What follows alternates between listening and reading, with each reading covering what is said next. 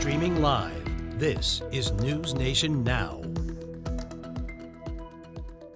Welcome into NewsNation Now on this Thursday. I am Aaron Nolan, coming to you just hours after what was a day we will never forget. I want to go straight to Kelly Meyer, as we do each and every Thursday around this time. Kelly works in Washington, D.C. And Kelly, just again, I think a day no one will forget. What is your thought process the morning after? Yeah, Aaron, I mean, I woke up this morning and I'm still, just in shock that it happened, in a place that we all know, and a place for me personally that it's so close to home. It is home. I've been reporting on Capitol Hill for nearly 5 years, and the people up there, the security guards that were in action yesterday, and the police, we pass by every day, and they check our badges and make sure we get in safely, and I always tell my mom, and through the years I've told her, I always feel so safe on the Capitol and not to worry because they're there. We have so much security, and to see the breach yesterday was very upsetting and disturbing for all of us, but just I was so shaken. It was definitely challenging just to get through, deadline yesterday, as you can imagine. Yeah, you talk about deadlines, and that is something that we in the journalism business have to deal with each and every day. Those deadlines kind of thrown out yesterday as people made their way into the U.S. Capitol building. Hey, Kelly, if you can shift a little bit to your right for us, we want to make sure that you get all fully on screen. There you go. Thank you. You mentioned the security aspect of this, and we're going to get into what happened late last night into early this morning as the 2020 election was certified by Congress. But so many people still thinking about this. And I grabbed a Chicago Tribune, and these are kind of the images, and you see the newspaper, and it's something that you don't forget.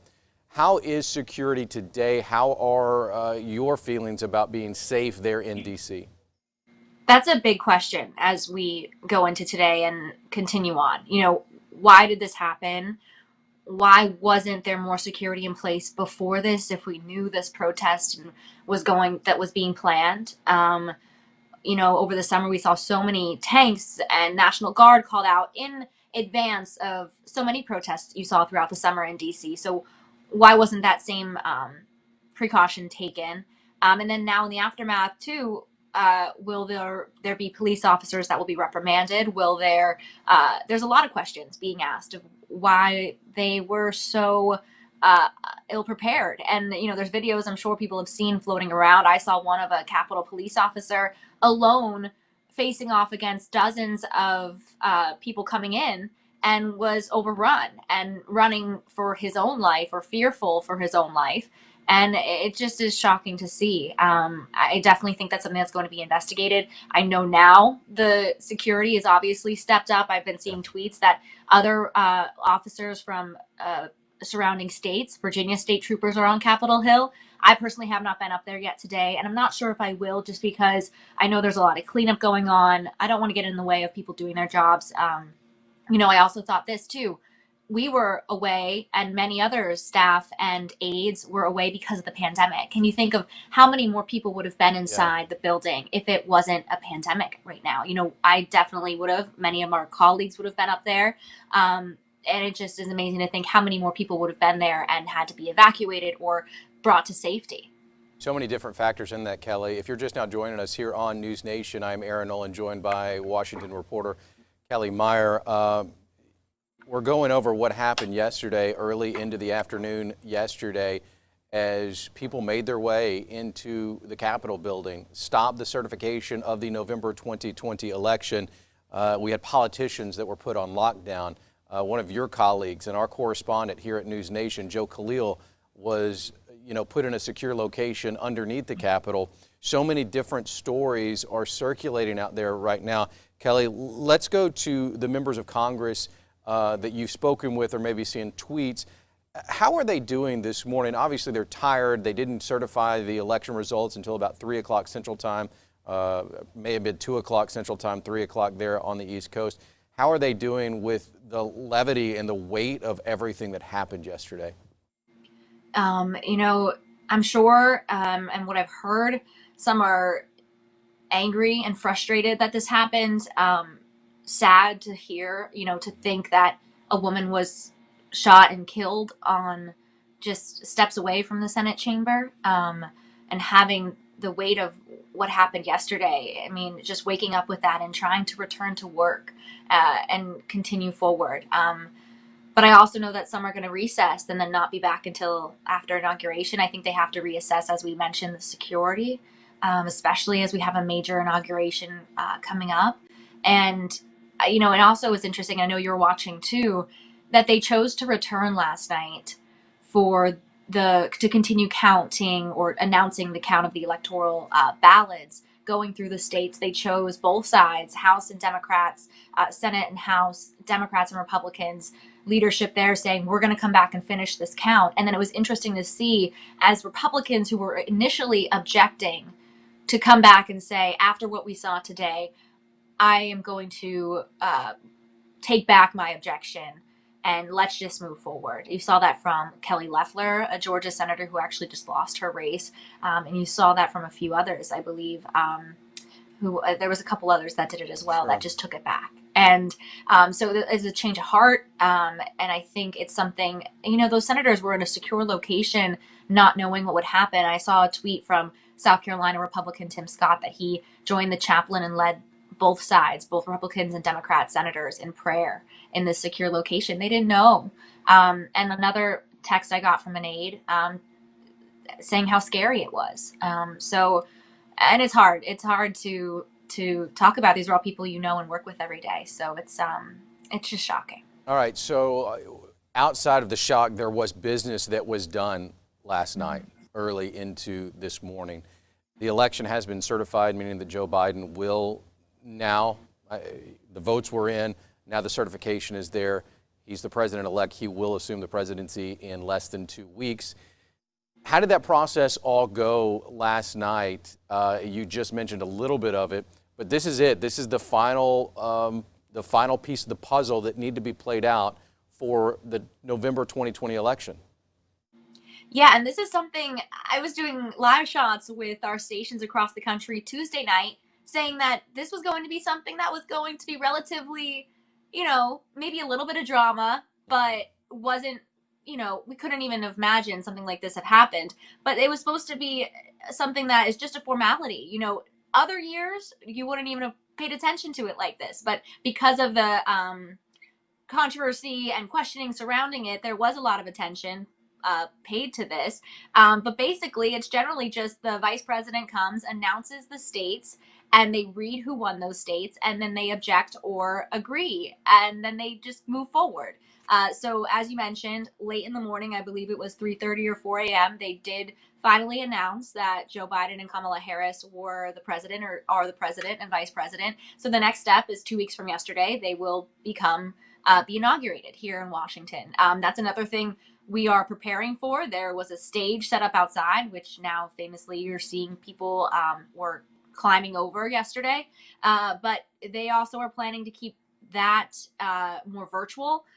Only members of Congress will be here, but I'm just thinking of the stepped up security they're going to have now surrounding that, and what that's going to look like. And I have to mention too, we saw a statement from President Trump via an aide, because the president's Twitter has been shut down for 12 hours, or he's been locked out for 12 hours, saying essentially his term is over, but they will keep fighting to make America great, and agreeing to a peaceful transfer of power, or just a transfer of power on January 20th. Yeah, that is going to happen. Again, that final piece of the puzzle for the election in November has been placed until inauguration, and Joe Biden moves from president-elect to the president of the United States. Going to the current president of the United States, there's a lot of things that are being thrown around. The 25th Amendment is out there. What do you know about the possibilities of that being enacted, and is there enough time in order for this to play its process out, for there to be a change in the next now 13 days? That's the big question right now.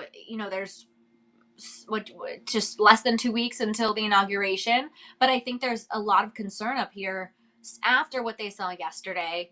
Will something like this happen again, and can they avoid something like this happening again by removing him from office? Or are they concerned what pardons he may make if he's still in office? what could he do next? And you're seeing now a wave of aides and staff in the White House beginning to resign. We saw, I believe it was the chief of staff for Melania Trump, the first lady, resign last night, and we're hearing murmurs that more will be coming. So people are beginning to leave his side, and when he's not having the advice of these aides, what will he do or what will he say? So I think there is concern from these Democrats. They drew this up and released an email statement saying they were pushing for this 25th Amendment right away last night. So whether or not there's enough time, because as I mentioned, members are leaving now to recess, so we'll have to see what this looks like. We are working on stories now for today to see and investigate just what the chances of that happening are. So I know politicians, their congressmen, congresswomen, senators have had a very busy day, a scary day yesterday and a busy day today. But now they're hearing the news of the possibilities of more resignations within the Trump camp. How concerning do you believe that that's going to be for the lawmakers in Washington? I think it is very concerning, and it's interesting to see the Republicans, as I'm seeing tweets from senators like Lindsey Graham, Marco Rubio, senators who have been standing by the president's side throughout these 4 years, and then really broke with him last night, standing by the Constitution and saying that they won't object, saying that enough's enough, and also even dropping more support for President-elect Biden, saying they will support the Attorney General nominee that's expected to be announced today. So it's interesting to see them distancing themselves from someone they've been so close to and been supporting for the past 4 years. So I would say, watch this space, watch what happens with Republicans and Democrats, how they react to these resignations, how they move forward in general from what happened yesterday. Were you able to get any insight on the possibility of Merrick Garland being nominated before everything happened yesterday? There definitely was rumors of him being nominated. I was actually watching for Alabama Senator Doug Jones. I cover Alabama from here, and I've been emailing and texting and calling them, seeing if it was a potential. Even they didn't know. They said they would find out on Twitter somehow. But Merrick Garland is an interesting choice. It's someone that, as I mentioned, Graham, Republican, is excited for and will support. So I think it's someone that will get more support from Republicans up here. But also now with what happened in Georgia, Democrats are in the majority in the Senate, so they will be able to push these nominees through with more ease. And that's something that President-elect Joe Biden said yesterday in his statement, that he wants to get these guys in as soon as possible so they are ready to go on January 20th. Kelly Myers, our guest here on NewsNation Now. As we begin to wrap up, Kelly, I want to go back to some of those images that we saw yesterday and kind of how we move forward. How will the cleanup go? I think that's the first thing that a lot of people think about. And then we're hearing that the FBI is now asking for anyone on social media who recognizes anyone that was in the Capitol yesterday, whether they were carrying a podium, whether they were sitting at chairs, whether they were at desks, that they're asking people to come forward and give them some help. Where do we go from here? Yeah, that's a great point. Anybody that's seeing any of these videos, pictures on social media, they are asking for help identifying these people. And they were broadcasting this live on Facebook, or taking photos, as you saw on Speaker Pelosi's desk with their feet up, or taking photos at the dais in the Senate and House chambers. So there are images of these people that went into the Capitol yesterday. There's been many words floated for what they all should be called. But they will be investigating this, trying to find out and maybe press charges. I know there was maybe over a dozen arrests yesterday so far. But in terms of where we go from here is the biggest question of the day in terms of security, in terms of our country. And that's a big thing we're going to be asking lawmakers here today. It's still something that we're all digesting that happened. And you think of, as you're watching these images, the people that were inside there yesterday and the journalists that took these images and took these videos as well to show people what was going on inside. They're just heartbreaking and really just hit you at the core. That one, it's just shocking to see. That's a good way to put it, Kelly. Hitting you at the core, yeah.